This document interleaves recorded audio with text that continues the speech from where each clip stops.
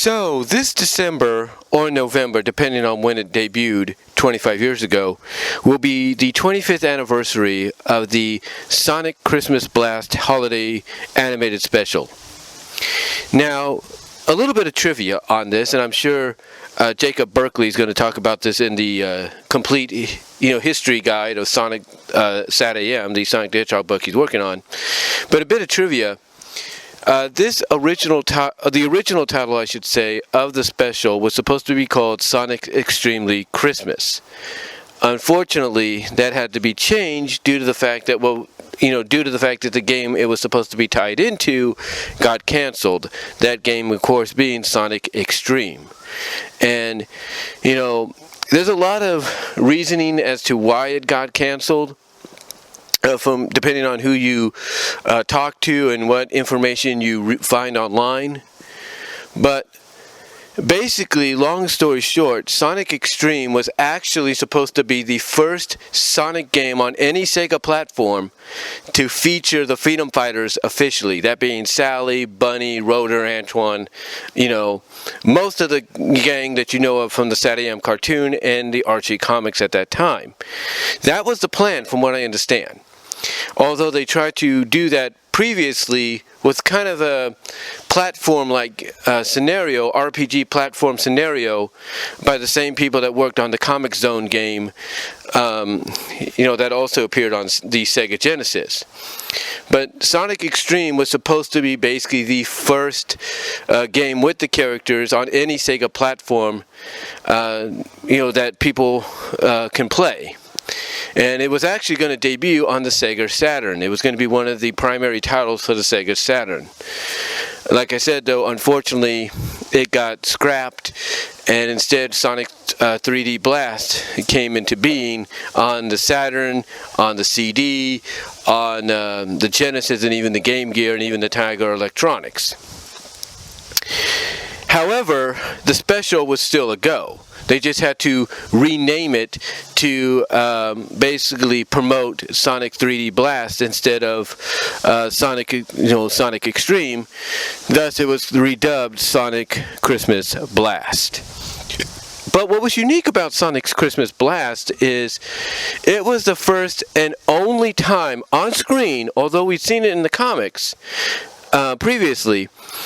It was, from a visual animation perspective, the first and only time we would see Sally Acorn in the Adventures world of Mobius, or in the Adventures setting of Mobius. Because Sonic Christmas Blast was actually based and, set in the Adventures version of Mobius. The syndicated comedic aimed at the younger audience Sonic the Hedgehog show. That's what Sonic Christmas Blast was set in, because you had the Adventures version of Robotnik, you had Scratch and Grounder, I think you had Coconuts to an extent, you had all that. The only differences is you had Robotropolis, that was renamed Robotropolis. You had different versions of SWATbots, basically Adventures versions of SWATbots. And you had human characters. Yeah, you had human characters instead of the normal characters that you would be associated with Adventures of Sonic, if you will. But why do I bring this up? Well, not only do you get Sally in here, but you get a version of Sally that is kind of a hybrid. It's kind of a mix. You see, you get the Sally that we got to know and love in Season 1. You get the Season 1 design of Sally from Sonic Sat AM, but you get her colored, as one of her original colored designs, which was pink fur and reddish hair. And that's it. But she's drawn in her Season 1 Sat AM design. Now, of course, as we all know, that design would change slightly, be upgraded slightly in Season 2 with the vest, and then she would have, she would have a little bit of her fur would be darkened a little bit more, and she'd have pupils, added to her eyes, which Bunny would have added on later on in Season 2. As well for her character. But yeah, she would have pupils added to her eyes to really, upgrade the look for her character. But here in the Christmas Blast, we basically had her season 1 design, but colored in the style of her pilot design and her early Archie Comics design, which was the pink fur and the reddish hair. And that's it. Although, her original design had black hair, you kind of get the idea. You get the idea. But why do I bring this all up? Why do I bring this all up, you might ask? Well, it's real simple. I got to thinking, over the past few days, what would it have been like? I mean, we got a taste here.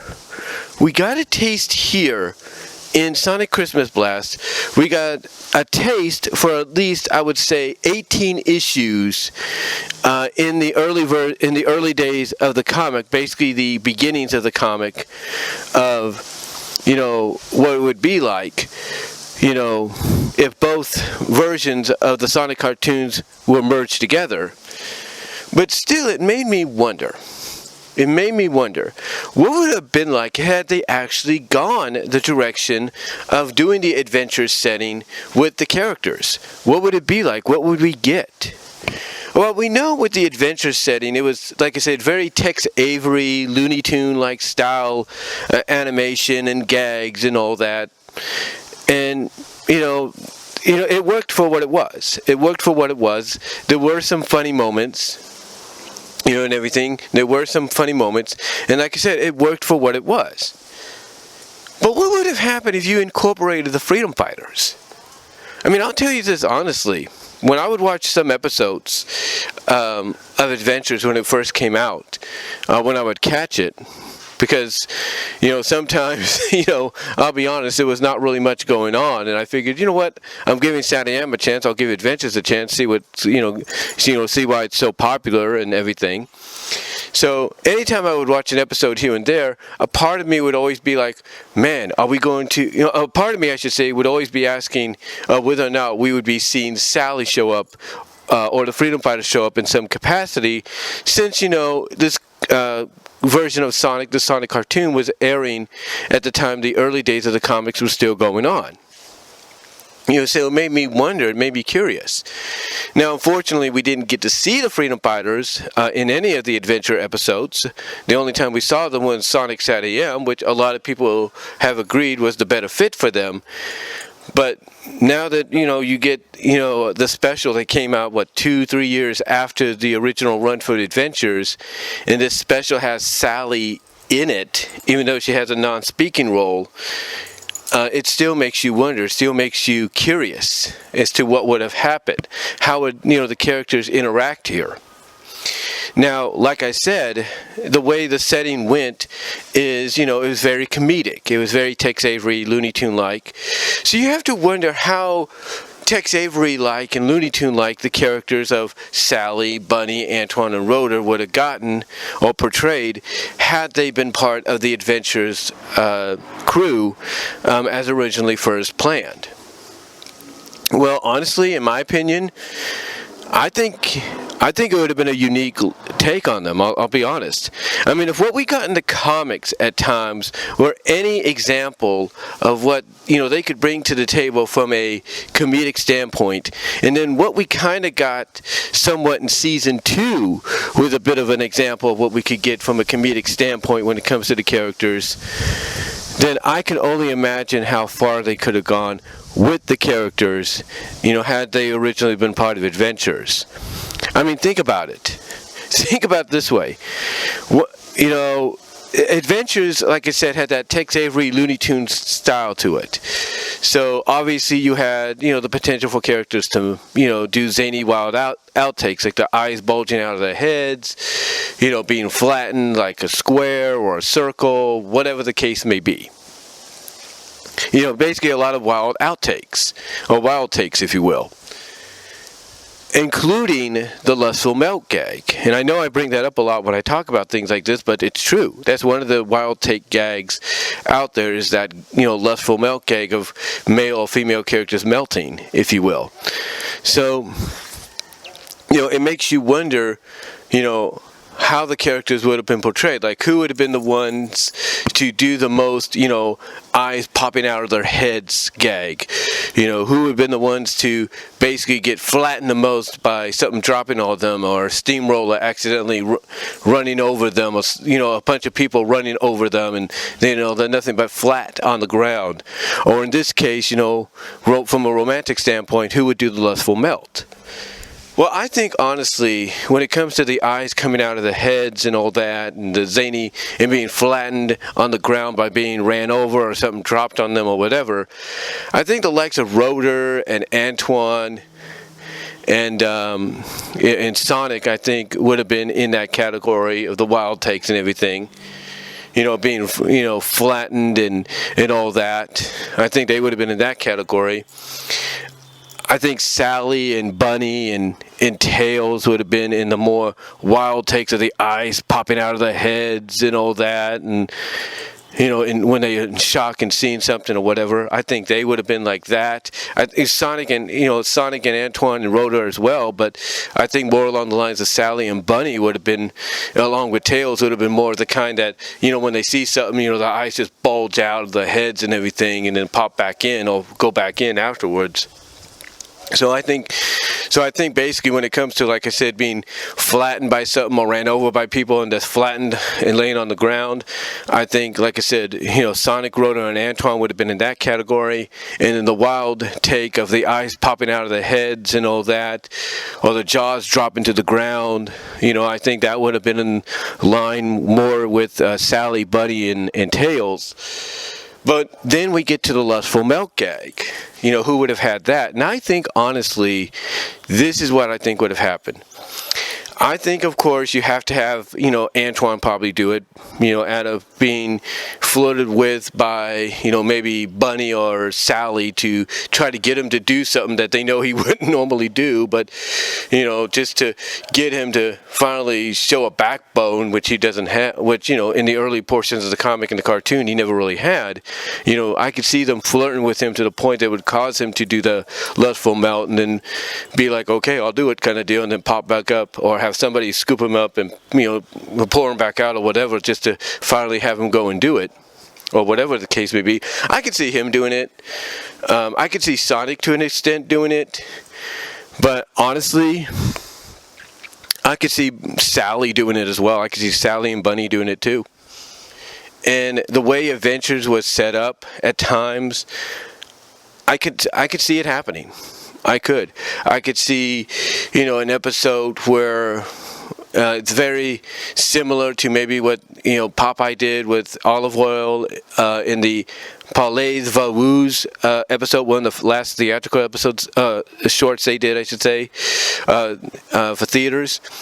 I could see something like that happening, where Sonic finally, at the end of the cartoon, whether it's an 11-minute short or a 22-minute episode, becomes exactly, or dresses exactly and acts exactly the way Sally wants him to, and he kisses her, and she has a big reaction, and then all of a sudden you see like maybe a melted puddle of pink on the ground, or something like that. I could see her doing it, not all the time, but like once in a while. Like I could see, for example, I could see her doing it like at the beginning of the episode.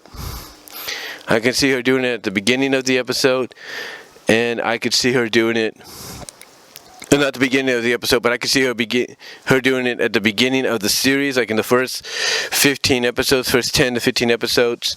Then I could see her doing it again, like in the midway point, like the next, 30, like in the, like in the 30, like the episode. Basically, what I'm trying to say. Hold on for a second. Like I said, I could see her doing the gag in the first 10 to 15 episodes, and then maybe between the midpoint, 30 to 45, like episode 30 to 45, I could see her doing it there.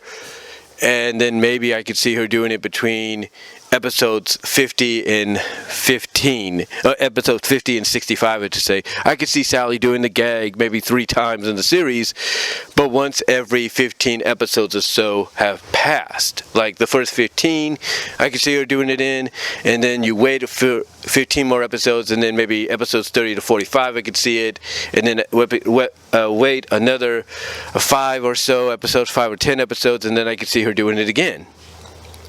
I can, or even 5 to 15 episodes, and I could see between 50 and 60, or 50 and episodes 50 and 65. I could see her doing it. Same with Bunny Rabbit. I could see her doing it too. Now you might say, well, if she's half cybernetic, how is that possible? Here's the thing: in cartoons that have zany, wild outtakes and everything, being half robotic or cybernetic doesn't really mean anything. And I think, honestly, I could see Bunny doing it too. And this is my personal opinion, I think I could see Bunny doing the lustful milk gag probably more than Sally. Like with Sally, like I said, I could see it almost every 15 episodes here and there. Like the first 15, and then you wait 15 episodes after that, and then you get like 30 to 45. And then between that, I could see maybe between episodes 55 and 65, I could see Sally doing it. Or episodes 60 to 65, I could see her doing it. Bunny, I could see her doing it more often. I could see Bunny doing it like every 5 episodes. Like with Bunny, I could see her doing it between episodes 5 and 10.